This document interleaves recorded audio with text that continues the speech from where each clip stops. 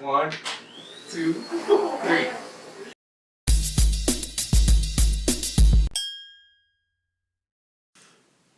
Welcome back to Cake With It. I'm Jerry, and today is a very special cake.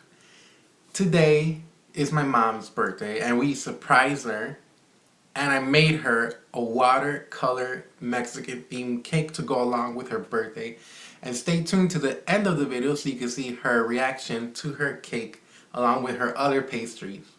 So I baked two 8-inch cakes, two 6-inch cakes, and two 10-inch cakes.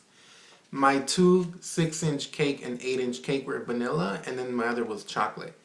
So I aligned both cakes because I'm a cake freak. A cake freak. I was gonna say a control freak. I'm a cake freak. There you go. I'm a cake freak. One of the cakes was slightly larger than the other, so I aligned them together and I trimmed the edges because they weren't matching.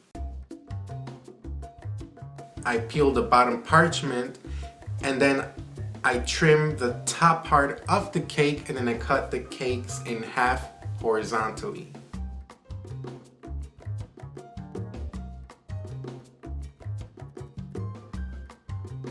So after I trimmed the caramelization from the edges, I cut all of my cakes in half horizontally, so I should have 4 layers of my 4-inch, 4 layers of my 8-inch, and 4 layers of my 6-inch cakes.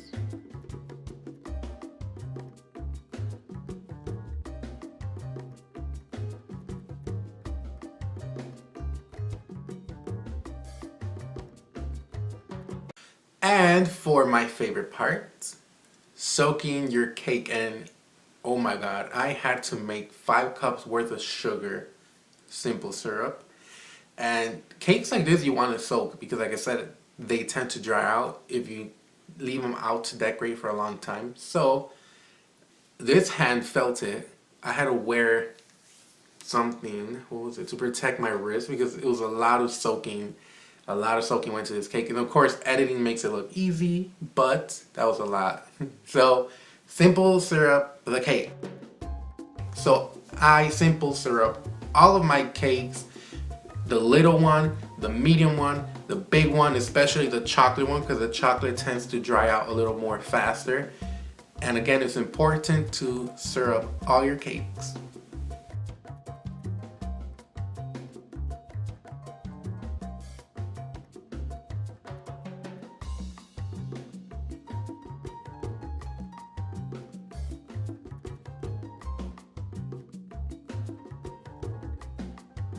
I made coffee buttercream by grabbing concentrated coffee syrup, and I whipped that into my buttercream, and that's how you make instant coffee buttercream.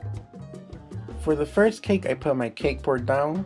I put the first layer of cake and the coffee buttercream, and I spread that, and I alternate with the second layer, third layer, and fourth layer.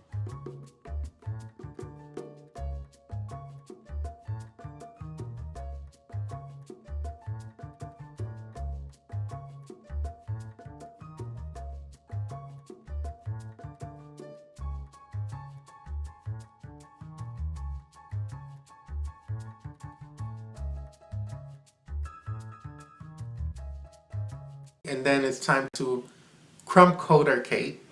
Crumb coat. To crumb coat the cake is to catch all the crumbs with the buttercream, and then you're gonna have to refrigerate it and then buttercream it again. And it's just so that you catch all the crumbs and it doesn't look messy. You could use your spatula to make sure the edges are straight and make sure the top is straight too. And I'm going to repeat that with my other cake. For the 6-inch, I'm going to sandwich them with vanilla buttercream. I'm not going to use the coffee buttercream. So first layer buttercream, second layer buttercream, third layer buttercream, and then the crumb coat, not the final coat. So I'm going to coat the edges with my spatula, and I'm going to coat the top, and I'm going to make sure that the edges are rounded and perfect, and then we're going to refrigerate this cake.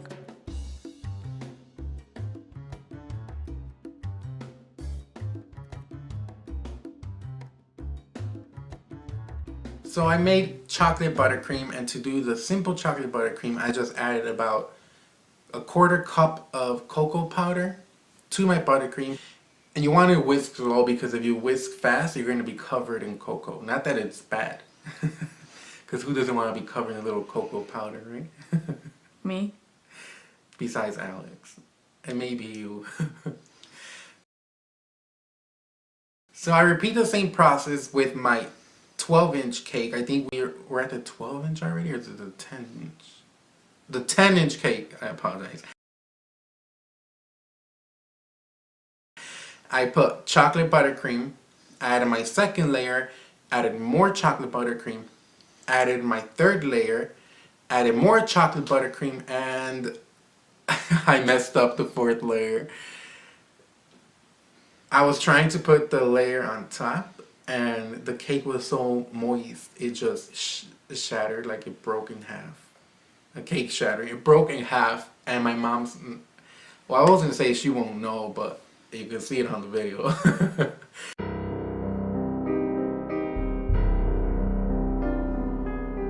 But I fixed it. I filled in all the little gaps in buttercream, and no one will ever even know if it wasn't for me showing you and telling you. So I repeat the same thing with this 10-inch cake. I can't believe I said 12-inch cake.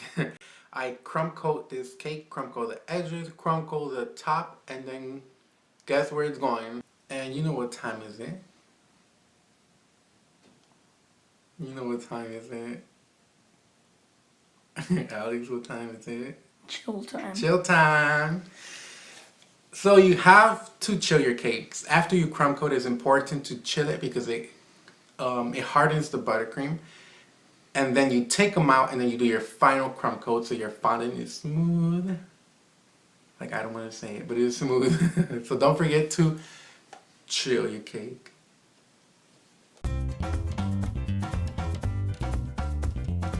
So I take my next cake out of the fridge.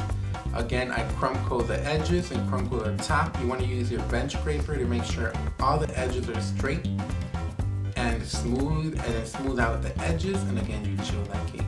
And I did the same thing with my chocolate cake. I took it out of the fridge. I gave it a nice coat of fresh buttercream all around the edges and on the top.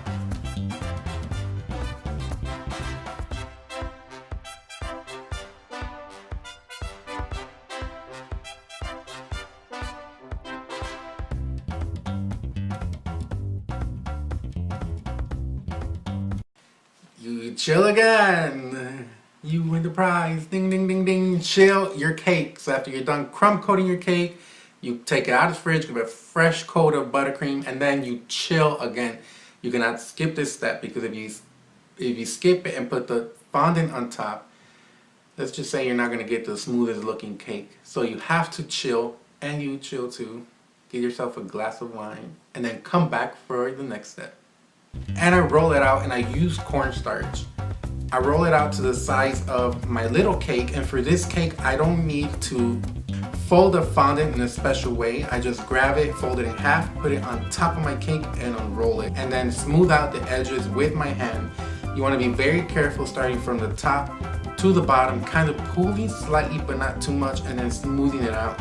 You finish smoothing it with your fondant smoother, and then you trim the large part of the fondant. I always trim the large part, and then I go back with my X-Acto knife, and then I trim really close to the edge. And it doesn't have to look Krispy Kreme.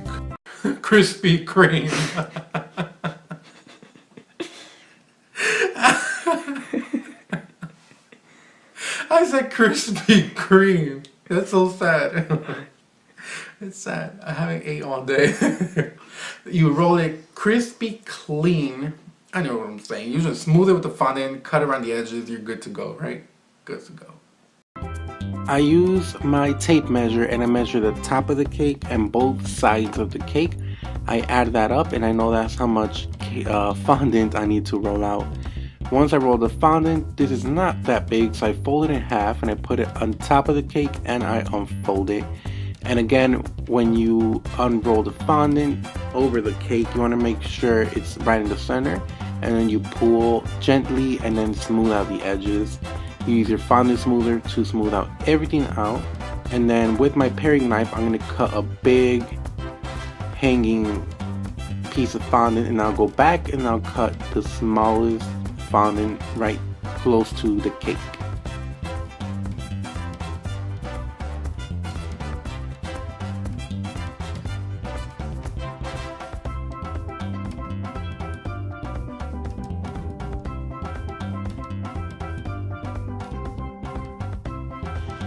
I measure the size and the top of my biggest cake again, and I realize that's a lot of fondant. And again, I proceed to roll the fondant, and then you kind of want to use your rolling pin and pull backwards and forwards, and that's actually how you roll out large amounts of fondant without stretching it. And again, I'm going to use a technique where I roll the fondant over my rolling pin and then unroll it on top of the cake starting at the edge, so I know I cover the whole cake. Again, I begin to pull some of the fondant and smooth all the edges. I cut the large part of the fondant and then I go back and cut closer to the cake. So I grabbed my silver cake board, I put that on my cake stand, I put a dab of buttercream, and no, Alex, you cannot dab. And then I put my first larger cake on the bottom, and I want to make sure it is right on the center. I'm going to use bubble tea straws, and I'm going to put them I'm going to stab it into the cake, and I'm going to use 3 for the bottom one. And then I'm going to lift it up and trim it with my scissors and then put it back in the cake, and this will hold the top layer of the cake so it doesn't smash your bottom cake, and it's very important because these are a heavy cake. And then I'm going to put another dab of buttercream on top of this one. I'm going to place the second cake on top, and again I'm going to use bubble tea straws. I'm distracted by the coffee Alex is brewing. It smells good. And I'm distracted by the noise our refrigerator is making. The day can't get any worse. Oh, storage full. Just kidding. Oh, God. So I finally put my last layer on top, and I create a paste using fondant and water, and you just mash it together until you get toothpaste consistency. And I use that to fill out any gaps on the cake or any little wrinkle, and once it dries out you won't even tell it is there.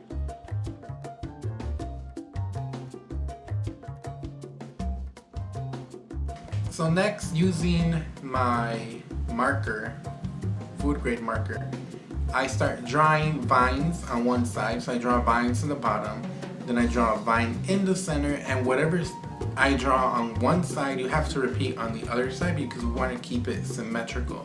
Again, you could follow along my picture, you could follow the video, or you could go ahead and create your own pattern and your own vine. The most important thing is we're going to create vines, little vines for flowers all over the cake.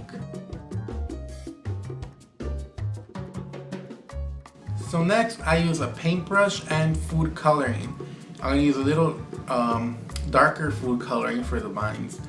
And you could just use a mix of food coloring, gel food coloring, and water. It's up to you.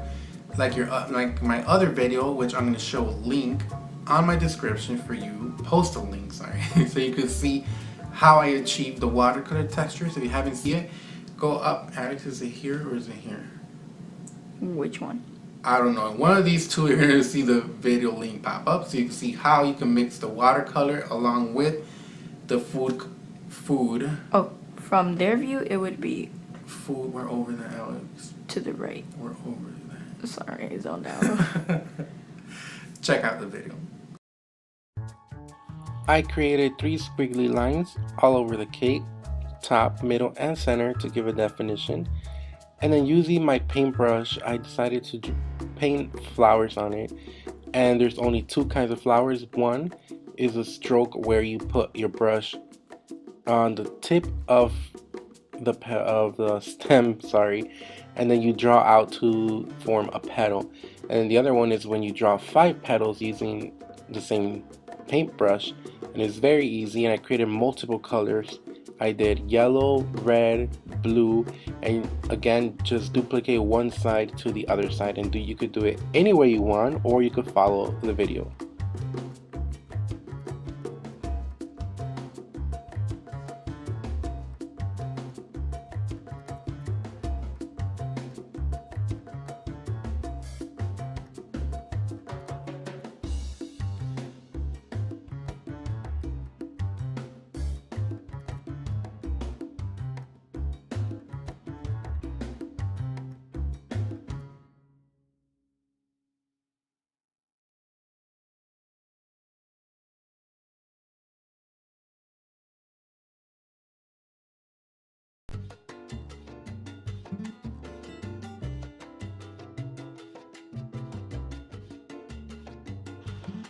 I rolled out royal blue fondant and I used my leaf cutter, and I only use 1/4 of the tip of the leaf to cut out smaller little leaves and then place it on the center, which I draw a stencil using water and a yellow marker.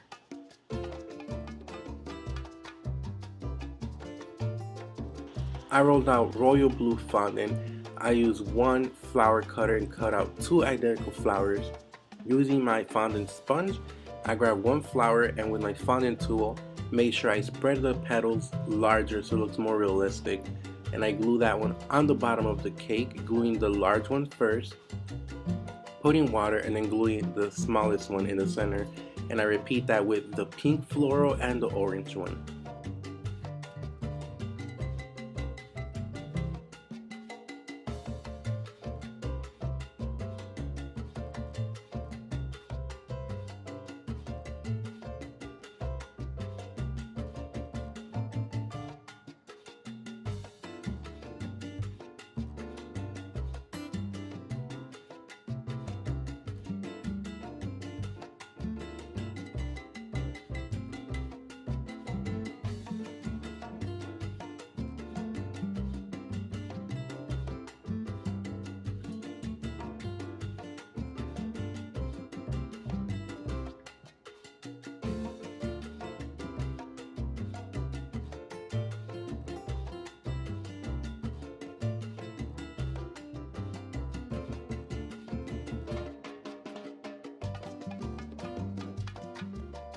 And then I use royal icing to pipe a border around the whole cake in royal blue.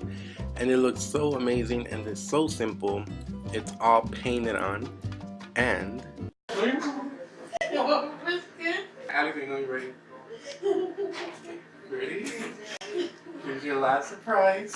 1, 2, 3.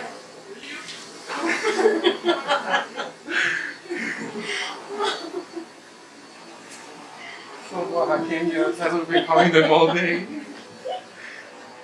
You like it?